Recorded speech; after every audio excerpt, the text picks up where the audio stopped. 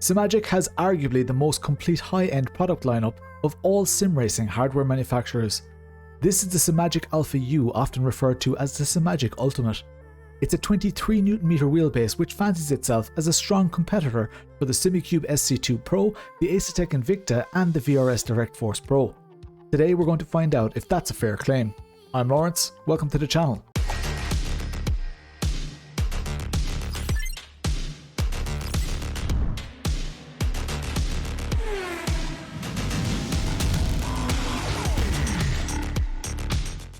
Introduction.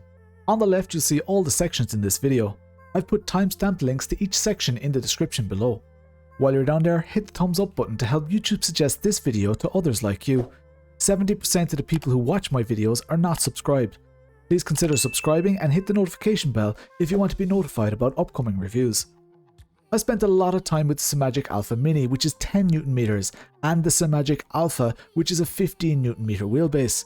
The Alpha Mini has seen amazing success, but the Alpha always lived ever so slightly in the shadow of the Simucube SC2 Sport and Pro, as it doesn't have as much power and the software is not as granular. Now we've got this, the 23Nm Alpha U. Simagic is a Chinese manufacturer with a sophisticated global distribution network of reputable resellers. They enjoy a massive following and are extremely quick to get new products to market. Some might argue in some cases they're too quick. All of the products in this review were sent to me free of charge by Simagic and Simware.eu for the purposes of this review, and nobody other than me has had any say in the content of this video. The links to this product and its competitors in the description are affiliate links, and if used, will earn this channel some money at no extra cost to you. First impressions. Unboxing this product was somewhat familiar to me at this stage, although the inclusion of an emergency stop is really nice. All of the Simagic Alpha family is almost identical architecture. The only real difference is the size of the motor itself. The motor is a beast. At 23Nm, you would expect it to be large. It does have a smaller footprint than the Simucube SC2 Pro. Simagic offers a wire-free experience for their beautifully backlit wireless steering wheels, which carries a lot of appeal for someone like me. Driving with it for the first time also felt strangely familiar. I did have to get used to needing a new software package. Where older wheelbases used the Alpha Manager software, SimPro is a new piece of software that's supposed to address some of the issues with the previous iteration. I'll explain how that went in a later section. Price. This is a top-end wheelbase, so you expect a top-end price. Although Simagic admits that they never will be the cheapest brand, this wheelbase comes in at a very competitive €1,149. That's almost €100 cheaper than the Simucube SC2 Sport and €300 cheaper than the Simucube SC2 Pro. Of course, that's just for the wheelbase alone. Part of the magic here is that Simagic also has an excellent range of steering wheels. Expect to pay in or around the €1,600 mark with a steering wheel. Again, for comparison, taking the cheapest wheel on the Simucube site, for example, a comparable Simucube bundle would cost you €2,300. That's a whopping difference of €700. That's a lot of spare change. I'll go into detail about the steering wheels in a later section. Installation. Hardware. One of the reasons I like the Alpha form factor is the multiple mounting options. While front mounting is my personal favourite, you can also base mount and even side mount this wheel. For side mounting you will need some extra hardware. All resellers should have these brackets in stock. The base mounting pattern is the same as the Fanatec 4-bolt mounting pattern. The power and USB cable plug into one side of the base and the other side sees a CAN bus port and a socket for the emergency stop cable. The emergency stop is smaller than I expected and did look quite nice on my rig. It has bright green LEDs which may not be to everyone's liking. While at first I was quite excited about having an emergency stop, I was disappointed to learn that it simply disconnects the USB connectivity and cannot function as an on-off switch. As there's no power switch on the base itself, I found myself not turning the wheelbase off, which is a bit of an issue with Simagic products. You see, depending on your settings, Simagic's motor suffers from something called coil whine, where the motor effectively vibrates at all times while power is connected. The vibration can be felt but not seen, but the big issue is that it can be really noisy. Again, this depends on your settings, but I have to plug out the power cable out of the side of the wheelbase every time I finish racing. I really wish they'd solve this issue somehow. Even when your PC is off, this noise exists and it must use a lot of needless energy. I don't see why it needs to be like that even when the PC is off, but at least give us an on-off switch on the base please Simagic. Installation, software. At some point, this section will hopefully be outdated. You see, right now this software is still in beta, which is not ideal for a piece of software that your wheelbase and steering wheels will not work without. In fact, I started writing this script many months ago and was really holding out for this software to finally be out of beta, but here we are. For some, that's a deal breaker.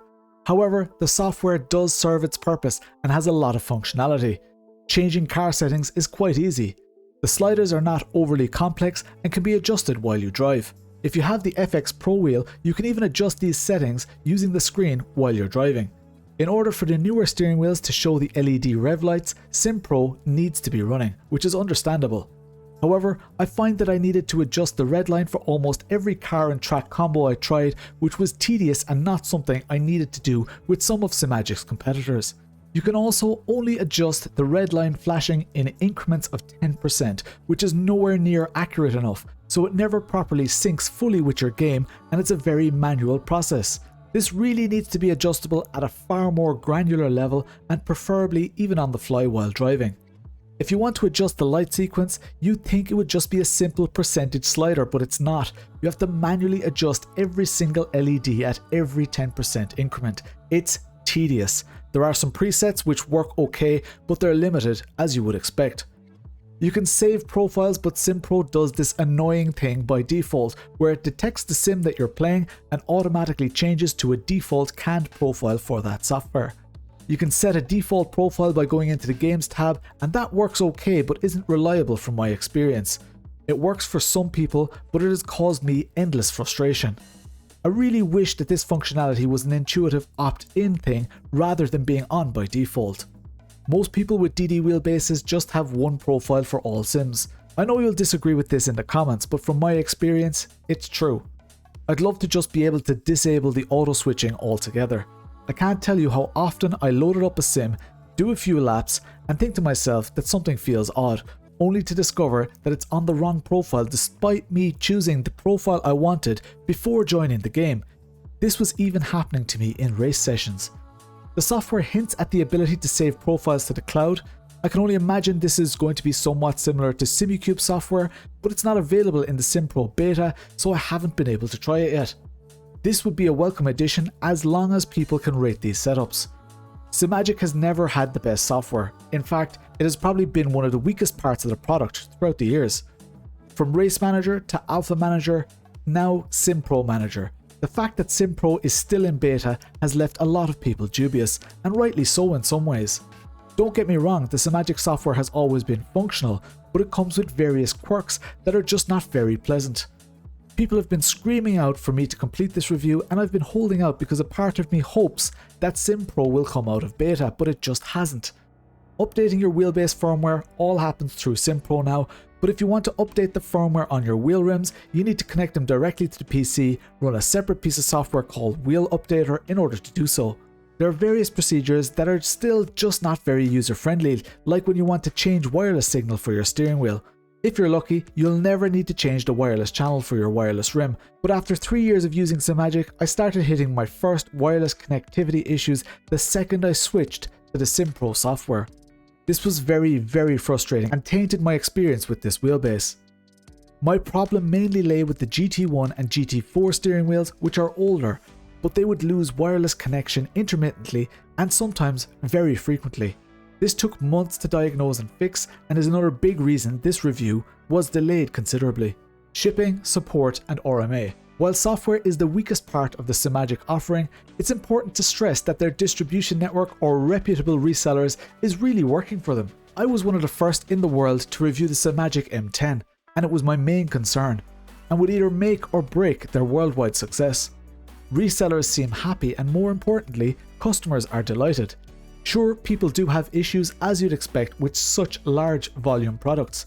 Simagic must be one of the more popular sim racing brands now. From what I see and hear, resellers have great autonomy to make life nice and easy for customers who are suffering issues. I must commend everyone involved, and I cannot speak for absolutely every reseller, but the big ones seem to be knocking it out of the park, which is building a lot of brand loyalty. Obviously, I have a direct line to Simagic, so when I have questions, they get answered super quickly. With Discord and several Facebook owner groups, you're never too far away from getting an answer. Luckily, most of the issues are not hardware related. I do have confidence in Simagic that they prioritize the most important issues first and work accordingly. They're not afraid to improve a product's hardware design either. They move fast. Quick release. This is the most rewarding quick release in sim racing. It must be said that this ball bearing quick release is not Simagic's own design, but they were the first in sim racing to provide power to steering wheels via the quick release, eliminating the need for a USB cable. This ball bearing quick release, originally designed by NRG, is rock solid. I've had several variations from super cheap all the way to this genuine NRG carbon fiber version. We've seen this design used originally in sim racing in the AccuForce V3, but more recently we see Moza, Camus, and even the forgotten and forlorn ImSource wheelbase using it. I love this Cuyar so much that I did a dedicated video on it a few years ago. Since that video, Simagic now uses mainly the 50mm quick release and no longer offers 74mm connectivity on their 70mm quick release. Steering wheel options. Firstly, the original wheel, the 330mm GT1, comes in at €449. Although it's decent, it's showing its age now and needs a refresh to update the weak rotary encoders and the limited number of buttons. This should really cost closer to €300, and it would make the barrier to ownership a lot lower for those getting into the ecosystem. Sticking with round rims, the newly launched 300mm GTS is amazing. The weight and functionality is almost perfect, but you cannot swap out the wheel rim on it. It is, however, available in leather or Alcantara. It has all the functionality you need and is the best wheel to buy for all types of driving if you can afford only one rim. It comes in at €449. For those who want a custom rim, the GT Pro wheel hub comes in at €479 on its own, or €449 with the C-shaped wheel. This thing is excellent. Buying this hub and a cheap eBay wheel is a better investment than the GT1 rim, but sometimes you can get the GT1 really cheap in a bundle, so keep an eye out. The GT4 is still one of my favourites, as it has two 7-way hats and the same glorious buttons as the GT1. The GT4 is compact and functional, an excellent choice for VR, although it does lack some thumb rotaries. It's €529 and 300mm. It's light and practical. If thumb rotaries are your thing, the €579 FX is probably more up your street. Although you only get one 7-way hat and its position on the centre of the steering wheel is not very nice to use. I'd prefer if it was within reach of my thumb, like it is on some of the other wheels. This is a personal preference and may not be a concern for you. If you want to go all out, the FX Pro is surprisingly great. It's basically just an FX with a screen on it and some extra rotaries, but it's very, very nice. The dash layouts are very in line with what SimHub has to offer, although Sim title compatibility is not as good as SimHub and you can't customize or copy any of the dashes. However, I can't stress how good the Simagic dash offerings are. They blow Moza dash layouts out of the water. It's worth noting that all Simagic wheels other than the GT1 have custom RGB backlighting, but you are limited to a small selection of colours. The GT1 and GTS do not allow for clutch paddles, which is a shame. I do prefer the button style of the GT1 and GT4, but the sticker quality of the later generation of steering wheels is excellent and very easy to apply. There's a lot of detail to go into with these steering wheels, and I'm lucky enough to have used them all extensively throughout this review. I'm working on a comparison video for the future, but hopefully this section of this video gives you a brief overview of each. How it feels. It's incredible. It feels really, really good. I honestly wouldn't be able to tell it apart from the Simucube SC2 Pro or the Asetek Invicta in a blind test. It has everything you want and more as far as I'm concerned, and I have a lot of direct drive experience. The wheel speed or slew rate is so good that I actually usually turn it down. I feel everything I need to feel and get a great force feedback experience with this wheelbase. A good force feedback experience is nothing new for Simagic. I've also done long-term reviews of the Alpha and Alpha Mini. Each one has excellent detail and power, often feeling far more powerful than the advertised torque figures. Simagic has improved their firmware since early reviews came out, and things like road feel and response times have improved drastically. The Alpha U is just on another level again. The speed and power just makes you want to stay in your rig that little bit longer. Be warned that it's tempting to turn the forces way up, but I don't run this at more than 60% of its capability. This is one of the best force feedback experiences I have ever had. However, it must be said that at the higher end of direct drive, it's difficult to find the minute differences between wheelbases once you go over 17 Nm of available torque. Final thought. This is my favourite wheelbase on the market right now. That includes the Asetek and Simucube offerings. It's not because of the force feedback, which is very comparable though. It's also not because of the price, which is super competitive. It's mainly because of the simple quality of life features like mounting options, the quick release, the range of steering wheels, the ability to power the steering wheel through the shaft. It has a lovely small form factor too. The sliders in the software are relatively simple and it's difficult to set up badly. That being said, the software is very frustrating. I know some Simagic owners who don't even run the software unless they need to configure something. The auto game profile switching is grating and annoying. Sure, you can set a profile per sim, but this is not reliable, and as a result, I don't trust the software. I always double check the profile that's loaded and it's usually wrong. This needs to be addressed as soon as possible because it's the Achilles heel of an almost perfect product.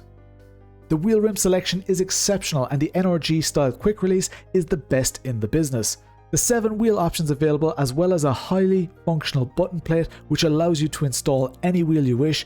This is amongst the best wheel rim and wheelbase ecosystems in sim racing, losing out only to Fanatec and Thrustmaster, which sit in a different quality category. The pricing is also very competitive, and despite being a company owned and run out of China, they've invested heavily in worldwide reseller networks who not only ensure that you get quick resolutions to your problems within your same time zone from your local distributor, but it also ensures that you can pay in your currency and all of your consumer rights in the company of resale are still in place. This is the best of all worlds. Competitive pricing and local service. There's a lot of authorized resellers on their website, but beware that there are many unauthorized resellers out there too. I know, it seems odd that those unauthorized resellers can get stock, but they do. I still don't understand it either. The emergency stop is compact and pretty, but it felt a little redundant on my rig, so I stopped using it. The coil wind issue that I discussed in the hardware section is very annoying. I expect more at this price point. I had massive wireless connection issues with the GT1 and GT4 rims, which were running on older firmware and just didn't play ball with the SimPro software. It must be noted that I originally got these rims 3 years ago and the old firmware was the main issue. These issues were eventually resolved, but did affect my experience. If you buy a GT1 or GT4 rim new, you will not have these issues, but beware if buying secondhand.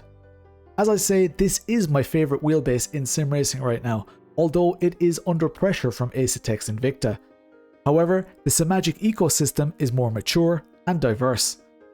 Should you decide to buy this product, I've included links in the description which, when used, earn some money for this channel. There's no obligation to do so, but your support is appreciated immensely.